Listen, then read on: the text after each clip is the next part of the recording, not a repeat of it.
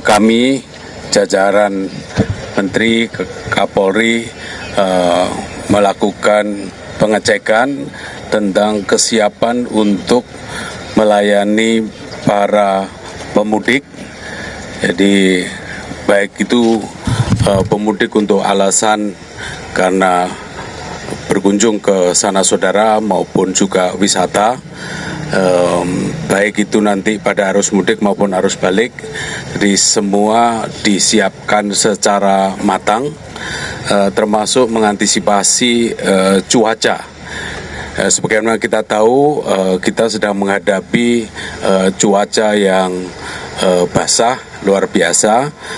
Kita menghadapi siklon di 3 provinsi, dampak bencana masih dalam proses pemulihan, tapi di saat yang sama kita juga menghadapi ramalan cuaca basah di pantai selatan juga. Nah, oleh karena itu hari ini kita melakukan pengecekan. Tadi kita sudah menyaksikan bahwa kesiapan semua KL sangat tinggi, baik dari sisi TNI, Polri, kemudian juga Basarnas, seluruh jajaran kementerian, semuanya sudah memberikan dukungan kesiapsiagaan agar para pemudik itu bisa lancar perjalanannya, aman, nyaman, dan juga kita tetap mengantisipasi segala hal yang tidak kita inginkan. Itu pun kita sudah siap. Tadi kita bisa menyaksikan seluruh infrastruktur, personil, dan aparat yang siap siaga semuanya. Jadi saya mengucapkan terima kasih kepada seluruh pihak yang telah bekerja keras mempersiapkan persiapan libur Nataru sekarang ini. Saya persilahkan Pak Kapolri dan Bapak Ibu Menteri yang lain. Pos yang kita siapkan, dan di Banten ada 50 posko di mana terbagi menjadi pos untuk pelayanan, pengamanan, dan juga pos untuk kegiatan yang bersifat terpadu. Pertamanya tadi dilaporkan bahwa ada 4 objek yang diamankan di wilayah Banten khususnya, yaitu masyarakat yang akan melaksanakan mudik atau balik melalui jalur penyeberangan yang ada di Merak. Kemudian juga ada kegiatan-kegiatan ibadah ke gereja, baik di malam Natal maupun nanti di Tahun Baru. Dan juga tentunya ada juga kegiatan masyarakat yang akan melaksanakan kegiatan pada akhir tahun, apakah kegiatan kunjungan wisata, apakah kegiatan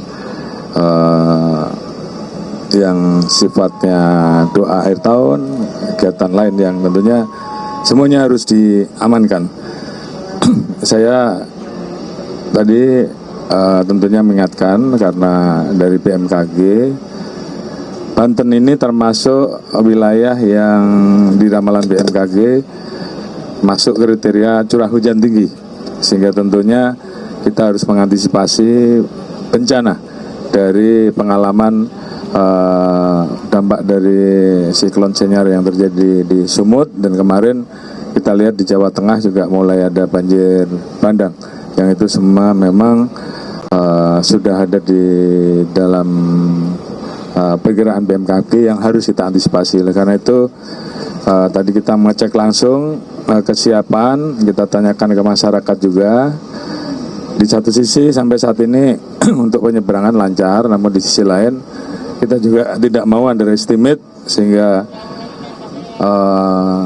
terkait dengan mitigasi apabila terjadi dampak dari curah hujan tinggi, kemudian ombak tinggi, tentunya juga harus betul-betul menjadi perhatian, mulai dari tempat masyarakat yang harus menunggu, kemudian publikasinya yang juga harus kuat, kemudian peralatan-peralatan yang dipersiapkan untuk menghadapi risiko apabila terjadi permasalahan-permasalahan akibat dampak dari curah hujan tinggi ataupun hal-hal lain yang tentunya memerlukan personil untuk melaksanakan kegiatan-kegiatan penyelamatan ataupun rescue.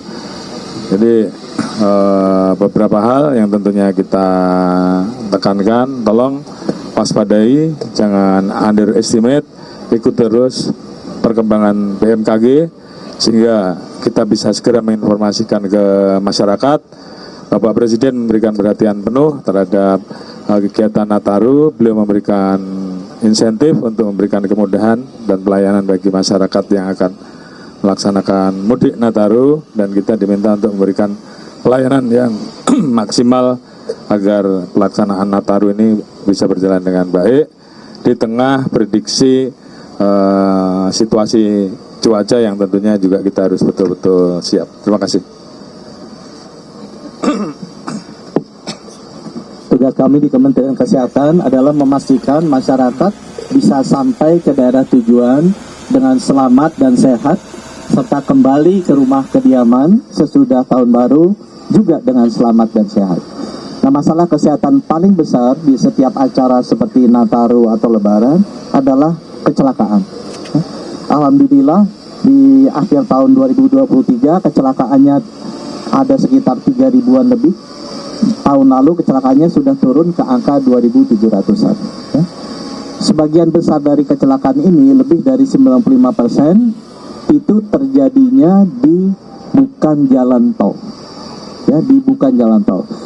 Itu kami berkoordinasi dengan kepolisian dan Kementerian Perhubungan bagaimana kita bisa fokus menjaga keamanan mudik atau liburan Nataru ini di area non tol.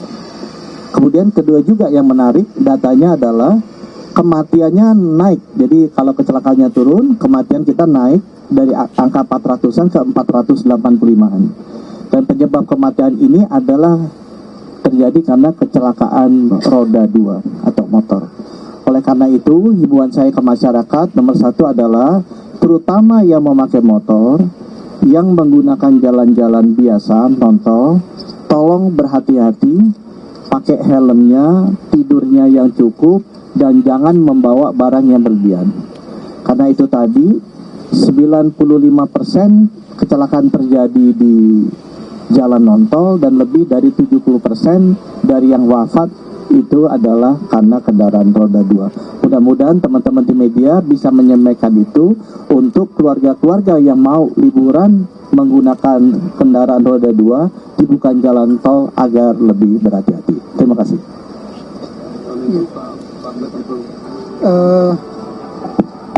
Kami dari Kementerian Pekerjaan Umum juga sama, harus meyakinkan bahwa masyarakat yang melaksanakan perjalanan untuk merayakan